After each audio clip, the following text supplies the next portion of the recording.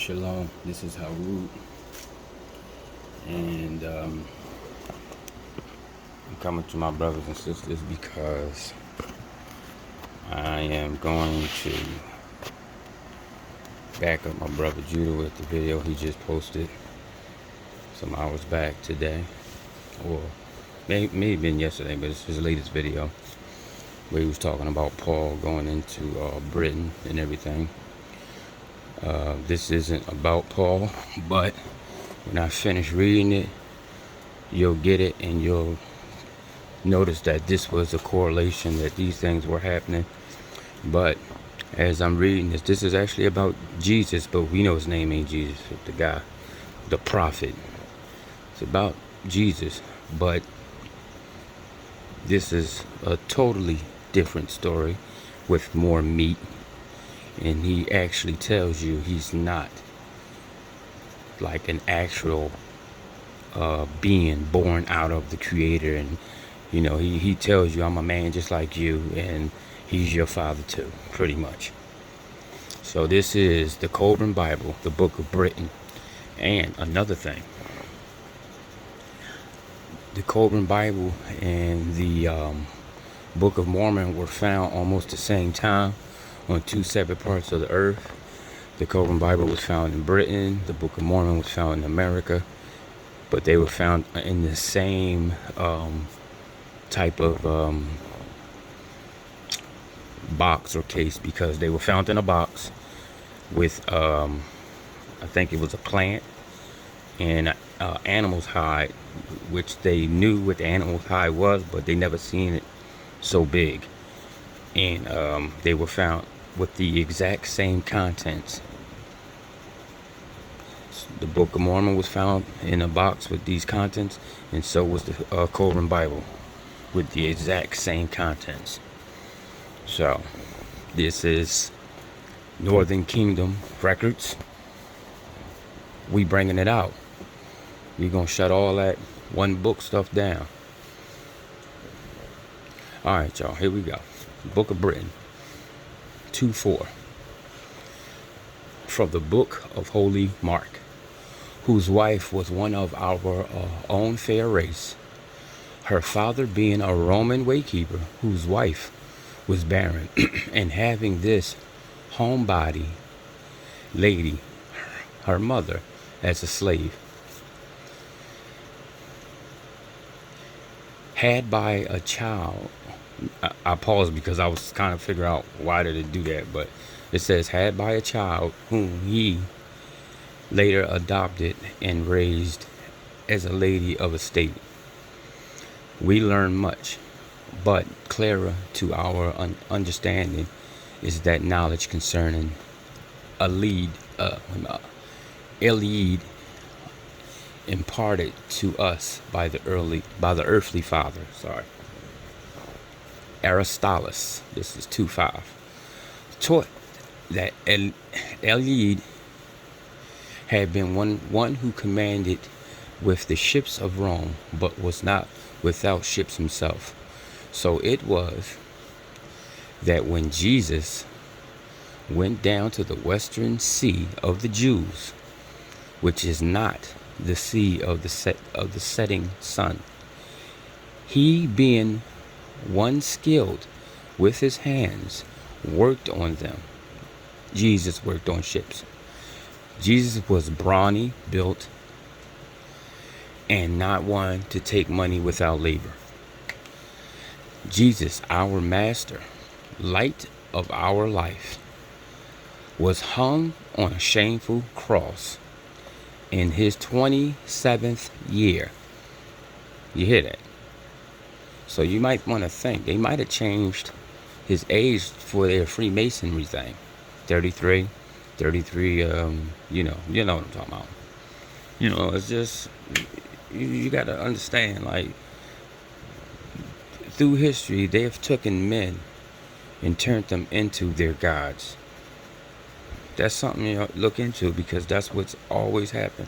It's always a person that was alive that was changed into a god or revered as a god, just like the Egyptians did. Remember, they would call themselves gods. Okay. Was hung on a shameful cross in his 27th year. This being the 1099 year of Britain, in the reign of Tiberius, ruler of Rome, of Roman lands to the east. Within a year, Eliud and others departed from their homeland, shore by ship, and though it was Damascus in the heavies. Oh, that's what it says. Damascus is probably, I don't know, destroyed, but that's what it says. In the heavy storm, it made safe haven in Sankiel. There he and his son were joined by several other holy persons. They tarried a while before crossing the Laid-Low, from whence they took a ship to Tarshish. Now, we know the story in the New Testament about the trip to Tarshish, right? Of course we do. In the year of Britain, 1112, our father came from Rome with others, because of the decrees of Claudius, ruler of all the Romans, to the east, seeking refuge beyond the oppression of Roman might, where the true light could burn undisturbed. But the circle of Roman might spread ever wider, like, hold on y'all, my computer be acting stupid. I mean, it's really acting stupid. Oh, wait a minute. You know what I did? Hold on y'all. Spread ever wider, like a thrown fisherman's net. 13 years after our master was hung on the cross, the Romans came to the fair land of Britain, and the might of their legions prevailed over the brave Caridu. Is that not what Judah was just talking about? Wasn't he just talking about that? Yeah, like I said, I'm going to back him up. Great battle king of all the Britons. He was the leader of fighting men such as will not be seen again. Sorry, y'all. He was carried off, betrayed by an irrational woman, an honorable peace offering to appease the argument of might, together with the British fount of knowledge and wisdom.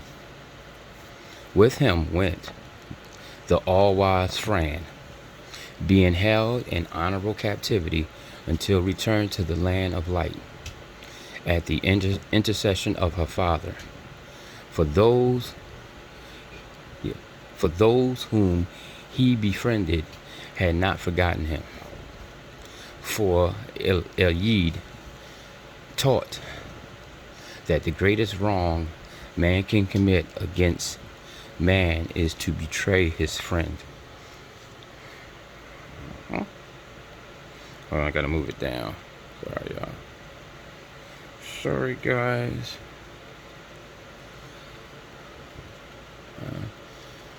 Scrolling now, scrolling. All right. Now, the daughter of Caridu was Gladys, red-haired, blue-eyed, and slimmed, who married Pudens, commander of the legions, beloved of Paul the martyr in God, who died in the 1130 year of Britain. You want me to read that again for y'all? Okay. Now, the daughter of Caridu was Gladys, red-haired, blue-eyed, and slim, who married Pudens, commander of the legions, beloved of Paul, the martyr in God, who died in the 1130 year of Britain. Leon, son of Caridu, brother of Gladys, being the first Christian in Rome. In the year of Britain, 1127, there was a great outbreak of fighting, and many men sought refuge within the enclose of Elid, I'm sorry, for the free Britons had risen, having been given an assurance of victory by no less than the battle goddess herself, calling on, what is this, Amarath and Camulus. The Britons followed their battle queen, whose heart was afire because of the rape of her daughters. She stood tall in stature and was serene of face, speaking deep with modesty. She knew the mastery of letters and spoke 3 tongues. She had fair hair hanging to her hips, not battle guarded. Sorry, I messed that all up. Her head was circled by a golden war coronet, and with a tunic was of green brown interwoven in the manner of men. She wore a short cloak of purple, and she spoke before battle. Okay, guys, I had to jump down to where I wanted to be. This is Britain 3:1. I just wanted to read that part, so now y'all know that Paul, he's speaking of Paul, and it also was in Britain. All right, let's keep it moving. Jesus was the son of Miriam, called Mary by Joseph. His brothers were Jacob, Joseph, Simon, and James. He was born at Bethlehem. In the days of his youth, the land ranged with exploits of Judas the Galilean, who preached that there was no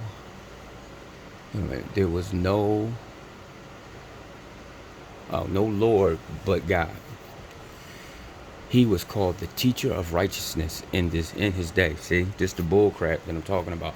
You see how they demonized Judas, and here and they used him to try to turn this guy Jesus, this prophet, into a God man. So they destroyed. They bear false witness on a righteous man. Joseph, Jesus' father, died when Jesus was 16. Mary, his mother, did not like his inwardness, his long silences, and his solitary habits. Oh, well, that's how I was too. I was real quiet when I was young. She rebuked him for being tardy, a tardy breadwinner. But this was unjust, for he excelled in his craft. She could not understand her strange son when he was unlike others, and she wanted a practical man, not a dreamer and preacher. And well, I wasn't no preacher, but I was really quiet, stayed to myself, stayed away from everybody, you know. And guess what? My son, my youngest son, the same way. Like, his mom get mad and say, "All you do is sit up in that room. You don't want to be around nobody." And the same way, I don't like going around a bunch of people and nothing. I always stayed away from people. So here we go. Keep going. Jesus had spells of rapture. Jesus had spells of rapture. That means like he was having vision. And his male kinfolk declared he was out of his mind. Oh, so, when I'm having these dreams and I'm telling people I'm out of my mind, I'm crazy, I'm the devil. And when I see these spirits out here, the one, especially the one with the light that I put out there, one lady called me Satan. You know what I'm saying? Like, it's crazy. It's this stuff is on my, you know what I mean? But you say, I'm not saying that I'm anything what this guy was doing. I'm just making a point. Like, this is the stuff that we go through, and it's sad because our own people is against us. It don't make sense. It really don't. Yeah, I'm gonna start screaming their names out for real because it's getting ridiculous. Okay, Jesus had. Okay, I read that part. They out of his mind, so they sought to have him put under restraint. Wow, but the woman folk said he was harmless, so they was gonna get him put away somewhere or something. And in cases such as this, their words colored the law of the land. Jesus loved his Father, who had taught him his trade. He concealed himself with the scriptures, which said, I will become his father, and he shall be my son. So he's telling you right there, he's he's pretty much the same as the rest of us. With what the Most High said to David, remember, this day ye are my son. David ain't come out the Most High's mouth. Like people try to say, yeah, when Most High spoke in the word, that was Jesus, the word. Like, are you serious? Huh? Okay. Well, we ain't gonna even get into that. But you see it. He's sitting here and he's reading it. Come on now. Jesus early became a wandering carpenter and then joined the Nazarenes. Huh? There was excitement in the land because it was said that the prophecy of Daniel was to be fulfilled in these times. The conditions of the times fulfilled the predictions. Then Jesus went into the wilderness beside the Jordan. Here we go. Listen. This is showing you how they twisted everything up. He joined the society of saints, which was beside the sea of heavy salt. When he came back to Jordan, he no longer retired within himself, but was a man of direct and forceful speech. That means he was taught. He was taught. Like Abraham was taught. Yeah. Now, I'm going to go back and I'm going to read something to y'all because y'all might not know this. He joined the society of saints, which was beside the sea of heavy salt. What y'all think they talking about?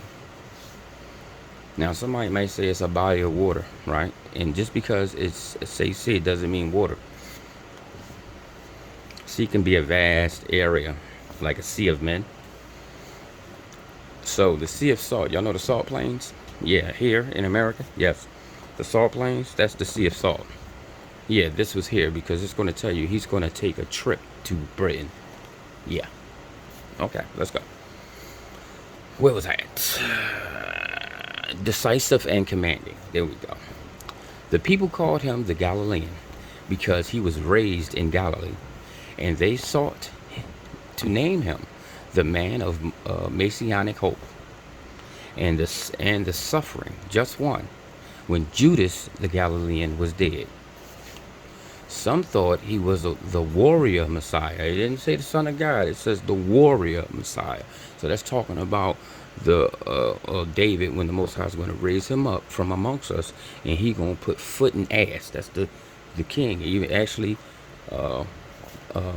Big Judah read that when he was talking about the king that's going to rise up and be stern. And y'all know what he just read. But he rebuked them, saying, hold on. What? Huh? Let's go. Let me get back to that. I got to read that again. Hold on. He was decisive and commanding. The people called him the Galilean because he was raised in Galilee. And they sought to name him the man of messianic hope and the suffering just one. So they sought to do this. He didn't say it when Judas the Galilean was dead. So after Judas died and he stepped up and started preaching or teaching the Most High's ways, laws and stuff, they decided, this is what we're going to call him. We're going to give him a title. And he said some thought he was the warrior Messiah. So these are all thoughts. But he rebuked them, saying, I am he whom it is written, he shall judge the poor rightly and reprove those who oppress them. He shall smite the earth with the rod of his mouth and slay the wicked and the words that issue from his mouth. That don't mean he's that don't mean that. I'll read it for you again. Listen, here you go. He shall judge the poor. How do you judge the poor? You see somebody breaking the law, what do?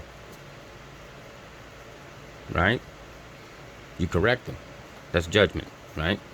He shall reprove those who oppress. So when you do see somebody doing some bullcrap, what do? You judge them. You go in judgment. You tell them what they're doing. And it's actually a part in here that had happened. He shall smite the earth with the rod of his mouth. Smite the earth with the rod of his mouth means he's speaking. Not mean he's going around breaking the earth up.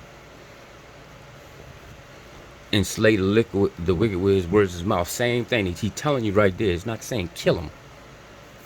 Y'all got to start reading words for what they are and stop letting people have you another assumption that somebody's running around killing people or doing things like that, because it's not the way y'all think it is. All right, hold on. I got to move up some. This thing getting on my nerves. This thing getting on my nerves, y'all. So I gotta go in here and I gotta change the delay time. So it's when there's no action being done, it'll shut the TV down. It's something really easy to shut down, to stop. But that's what's happening. He wrought curses and did many other things. I mean, wrought cures. I'm sorry, not curses. So it's the same thing, y'all. Once we learn and learn the ways of the Creator and do His will, we will be able to heal people too. Because it's all about calling on the Most High. That's all it's about. And doing what He say to do, prescribe to do, to heal people. It's not hard, Actually, we're doing it now. You hear brothers coming speaking about these natural remedies now. They're healing people. You know what I'm saying? And see, like, I'm going to show you right here where it says. It says he wrought cures, right? As did many others in those times. So he wasn't the only one doing it. Like I said, the Levites put out that he did not as they, but by the power of the prince of darkness. So they're saying that he's the devil, right? But Jesus said that such was blasphemy, as the healing spirit of God was strong within him. Therefore, such an accusation was a sin, but they mocked him. So this could actually be the Sadducees. I'm not saying it is. I'm just saying it could be. I'm not sure, because you got two different sets of Levites here too. I'm gonna show y'all too. All right. He was a true man, good organizer, strong, alert, and resourceful. He had determination, courage, though withal he could be gentle and compassionate. He was inflexible in purpose, yet he could bend before the storm and survive when the stubborn man would go down. He stood firmly against the holy men of the Jews, whose seeming holiness was but a cloak. Yet, for it was something that flourished only in the public eye. So they were holy only in the public eye. It was woven with self-righteousness, lined with intolerance, and sewn with threads of sadness. Good men do good deeds out of the sight of others and gain merit from this selflessness and sacrifice. And that's one of the laws. We're supposed to be good to people and help people. That's true. All right, hold on, let me find. All right, I'm gonna read something to y'all. This is from the Coven Bible too. This is the Book of Britain. I want y'all to hear this. In the beginning, only the Absolute existed in the firmament called Nuvri by Britons and Kugat by the Welsh of the West. The spirit of life spread outwards from the hub to form Gwendolen, something like that. The reign of light of of the circle of spirituality. This opened out to Anton, which is the circle of germinal existence, at the inner edge of which was the circle of corporeality. This spread out to a bread, which is the material plane, and the circle of trial, testing, and tribulation. It is a place of experiment and experience for gaining knowledge, wisdom, and spirituality. Below, this is Anun, the Sea of Souls. Here is the lake of unspecialized soul stuff, which is forged and fashioned in a bread and perfected by Gwenevden. And in a bread was the garden of Karahimish, through which flowed the river Naira. Here dwelt Kili and Kithwin. Here were born Derwinden, the first of the Druthin, Gwendon, who composed the first song, and Tadian, who was the first bard. It is said that there were two classes of druids: the Dryons, who were masters of medicine and divination, and Druthin, who was superior in gift with the Twainsight and magic. The first had their seat at Aubrey, while the Druthin had their seat at Inisavalan, the island of indestructible apples. Wow. Hold on. Let me move this up.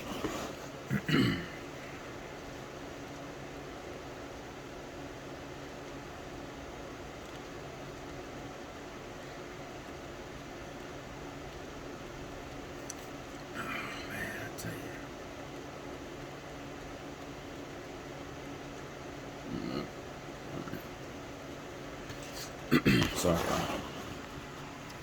The Druids believed in the one supreme being, the Most High, but also held that there was a body of lesser beings. They believed in a fairyland of nature, spirits, which manifested to mortals. All happenings were motivated by an interplay of unseen rays from the source. Therefore, that's probably the spirit of the Most High.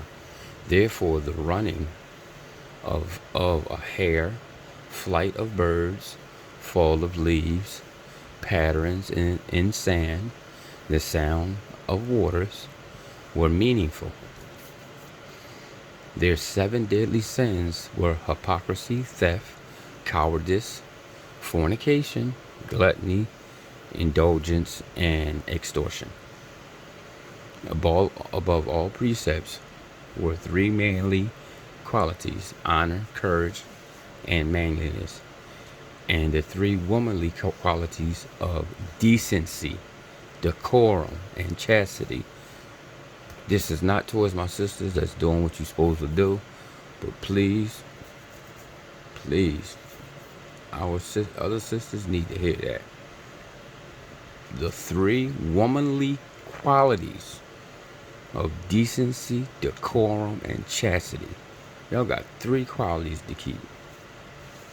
When we got all that, all that, we got to have honor and everything else. There were female temple attendants, but no female druids. The druids who taught were called Nemids. There were Waiths, who knew the secrets of nature And these would not eat birds. So every 3 years there was a fire walking. Under the great night reflector, only 4 animals appeared as ghosts: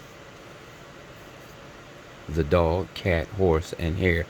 Yo, you know what? I seen a ghost of a dog and a cat before. Not literally. I mean, I seen it on TV. Like it was a like this lady had this cat. Her cat was outside and it was playing with another cat, and she was recording it, and then the cat just disappeared. Like it was crazy, but yeah. So this is telling you that right there. The ghosts of these could be forewarners of the crack of doom. Willow the wisp haunt the marshlands, but few are enlivened by an ancestor. Nico the knights haunt the stony places and fells. Joseph Edwin and his brave band came to Flowen, Britain, 3 years after the death of Jesus. He converted Gladys, sister of Caradue.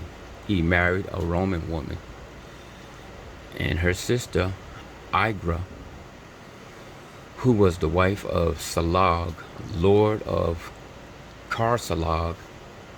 After landing, he and his band passed through an avenue of oaks and standing stones. They first built huts over against a holy vineyard, where the fruits were bitter. After all the saints had gone to their rest, the first church and its surrounding became a wild place, a refuge of wild creatures. Then, as the land remained holy, saints came from Gaul who restored it, and one was Fargus of Britain, who had served at this place as a youth. Edwin was buried in a shirt of fine linen, which had been worn when burying Jesus. Okay. And which was stained with 3 spots of blood on the chest. He was buried by the forked cross. The 2 forked cross, okay. The saints have lived in 12 huts around and never diminishing while at the foot of the holy hill.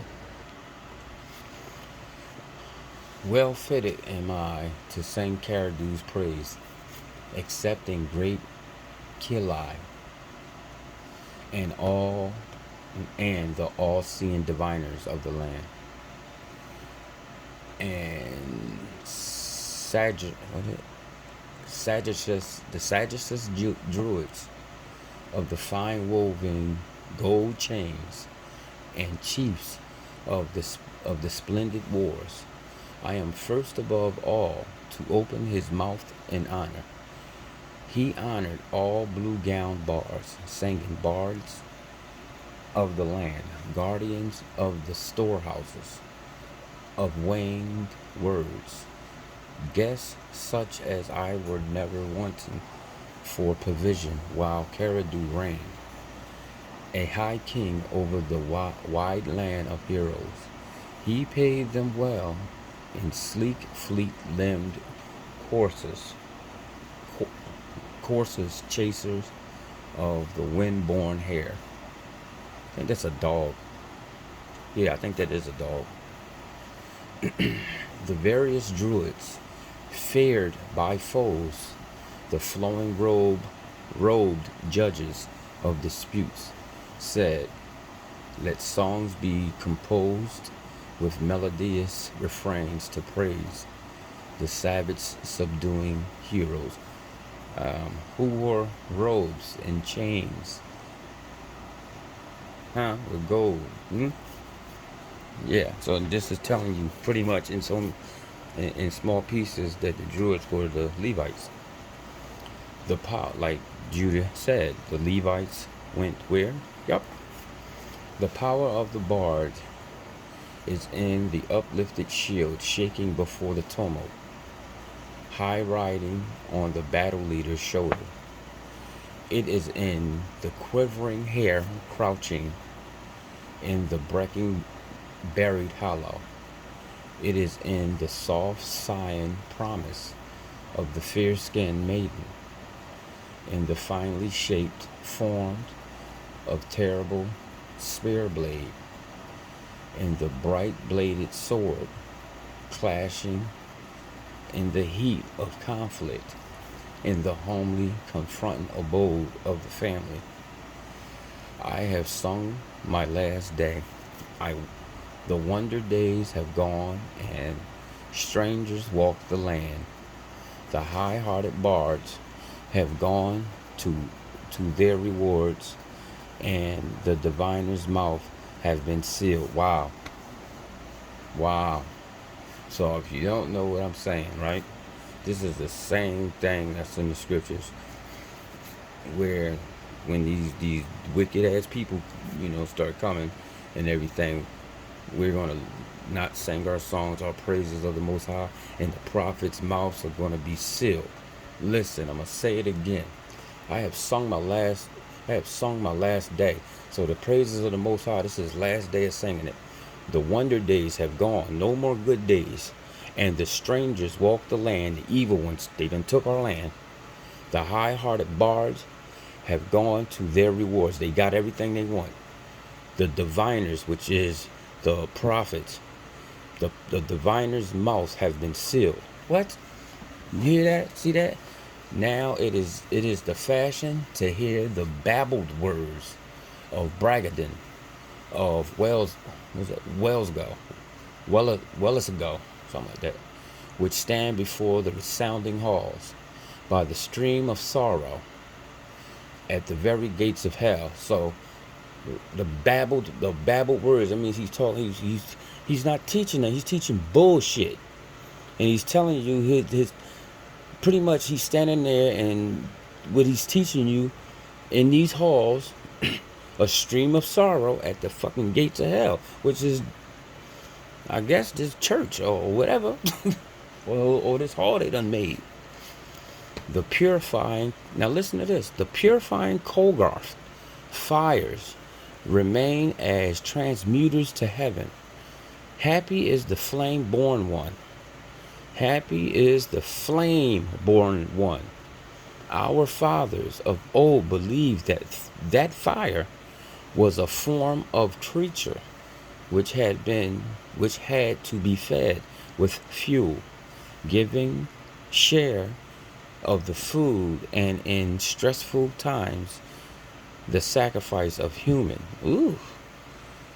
They who read the flames and the embers are no longer with us, for they have been supplanted by the omen readers. As dogs can see happenings in the world of spirits. Listen to this. This is something serious too. So if you got a dog or you see something going on with a dog, you need to pay attention to this. As dogs see happenings in the world of spirits, then whatever they do is important. Pay attention to the dogs. I'm going to read that again. As dogs can see happenings in the world of spirits, then whatever they do is important. That means whatever you seen a dog do, you need to stop what you're doing and pay attention, especially if he's doing certain things. And a wise man watches them and takes heed. Exactly. For if a dog sleeps before the fire, all is well. Be at peace. If he sleeps on a bed, then be aware. Wow. I'm going to read that again. For if a dog sleeps before a fire, all is well. Be at peace. If he sleeps on a bed, be aware. I see that a lot. To sleep in a corner means strife, and to howl means death. So every time you hear a dog howl, somebody just died. To crouch and whimper indicates the presence of a spirit. So when you see in these videos, these white people with dogs be acting out, This is wild, man. And you know what's funny? We probably had dogs, and this is probably why they take the dogs the way they do, because they know we supposed to have these animals with us. Happy are the bright spirits of Ellendon, the glorious sky isles, where they await their call to return. All here have the keel light around their heads. Come night, come night, and they visit Earth in their dreams. If there be confusion in dreaming, then there is confusion in the daily round of life. Dream without confusion and see clearly and know all and know you live well. So that's a teaching right there that's telling you, when you dreaming, clear your heads, man. Don't try not to be thinking about stuff when you go to sleep. Don't think about work. Put work in the trash. Whatever you're doing, put it in the trash. You argue with your wife, put it in the trash. Deal with that tomorrow. But when you go to sleep, clear your mind. All right, my brothers and sisters, I'm gonna do a little bit more, and I'm gonna let it fly. All right. Seek not to dream through the spotted elf cap, though it gave enormous strength, visions, and the gift of prophecy. Do not dream with the dung child, as it did the seers of old times. Do not look through the window of egg vessels. These things are forbidden to you, nor may you consult tree-bound maiden, who in truth is the viper-blown glanade, that which was done on high night of summer shall be done no more. Gems from the serpent must not be sought, nor may you follow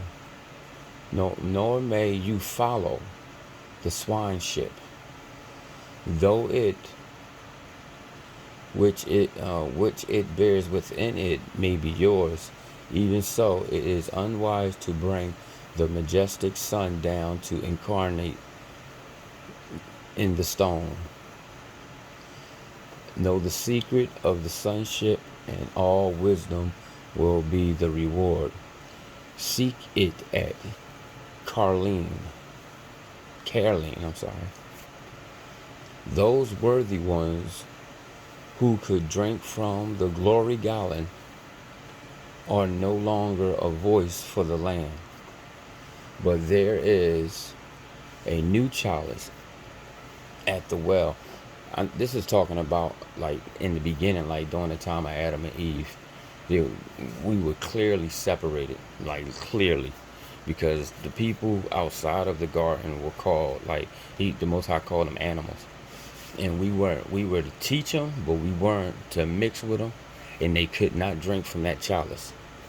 They could not drink from it, and of course, somebody gave somebody the drink out of the chalice of one of the women, and then all hell broke loose. The Most High kicked everybody out, the whole tribe. The whole tribe got kicked out of the garden. All right, what was that? Okay. But there is a new chalice at the well. The phoenix sleeps in a holy hole of Capernaum. If a man would know the mystery of life, the secrets of these things, he must climb the mountain of tears in the vale of the dead, at the trysting place of the sun and the moon chalice. Thence must he go to the place of Bragandon, following the path of mysteries. If he does by the wanderer's way, he is lost. The secret of Dweba is known to the knights of Caradern, who sit within the sacred circle. They fight the never-ending war with the power of darkness. It is victory in the conflict of the soul, which entities the warriors to drink Oh, I said entity, yo. Oh, I can tell I'm getting tired. Which entitles the warrior to drink the cup of immortality. The knights of Caradern seek in a never-ending quest the wisdom of the way by which knights and their ladies live is let men follow the natures and ways of men, and women follow natures and ways of women, and let each serve the other rightly. Hello. That ain't happening no more. The women want to be the men and the men want to be the women. Ooh, it's going to be a lot of crying, dying, and casket by. When the Most High start ramping up, y'all, it's going to be a lot of crying, a lot of dying, and a whole lot of casket buying. Know what? No, it ain't. They got caskets for y'all already. They know what's happening, and they know this country's falling apart. The high rank ones know. They know exactly what's happening. You know, they just doing what they told. The heart of Britain is the moon chalice, which is brought here by the hands of the chief of the Kashina. He came shipborne to Rafina, which is by the Mount of Lud, against Ardmar, passing Innsdirk. He came to the Eton, where he hid the treasure of Trebethu. Gosh, he was not captured, as men say, nor could it decay. Sorry. In the fullness of time, it came to Cargwin. There, it was kept secure with the Grailstone and the ever virgin vessel, which was brought down the rays of the sun. Thus was that these treasures of Egypt come to Britain. This was the secret of Britain. The writings of Imrish and Skilaka. But I'm not reading that right now. Okay. So, I hope you guys realize what I was just reading, and most of the stuff is going to come out some other brother or sister, or probably Judah. They're going to bring out some of this stuff that don't make no sense, but it will. But I hope y'all enjoyed that. That book that everybody helped me pay for, I'm about to dive into that thing some more. And, as soon as I'm able to put some more stuff together on that, I got y'all. I'm going to bring it out. Alright? Hope y'all enjoyed that, man. I did. Shalom.